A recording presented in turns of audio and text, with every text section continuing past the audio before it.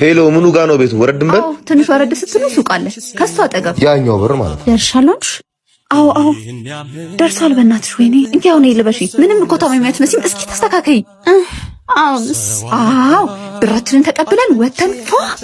ስማ ሄኒ በጣም ነው እንደ ጎዳህ። አረ ትንሽ ነው ነካ ያረኳት። አሳክሚያታለሁ። የሚገባትን ነገር ሰጥቻታለሁ። ለነገሩ ካመማት ታዲያ ምን ይደረጋል? ሰላም እናንተ ናችሁ? የታመመ ሰው ባዶ እጃችሁን ነው እንደምትጠይቁት? አይ ይቅርታ ተሻኩለን ስለመጣን ነው። አትቸኩል። በአንተ መቸኮል ምክንያት ነው እህቴን ቤት ያስቀረሃት። እስቲ እንያት። ሊዱ ውሃ ቀብኝ። በጣም አመመሽ እንዴ? እያያሃት ነው የምትጠይቃት? ወይ ካልሆነ ሐኪም ቤት ዘናት እንሂዳ። ትራንስፖርት ጠርተናል። አንተ ብቻ ብሩን ስጣት፣ እኛ እንሄዳለን። አይ እሺ ችግር የለም። ኧረ አፍጥኑት። ምንድነው የምታቃስጁ?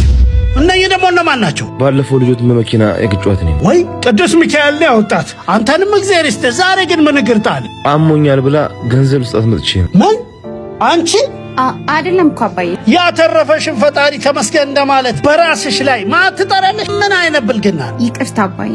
ከእናንተ ጋር በኋላ እናወራለን። ልጄ አንተንም ከመከራ ልጄንም ከአደጋ ስላተረፈልኝ አስራት እያወጣው ነው።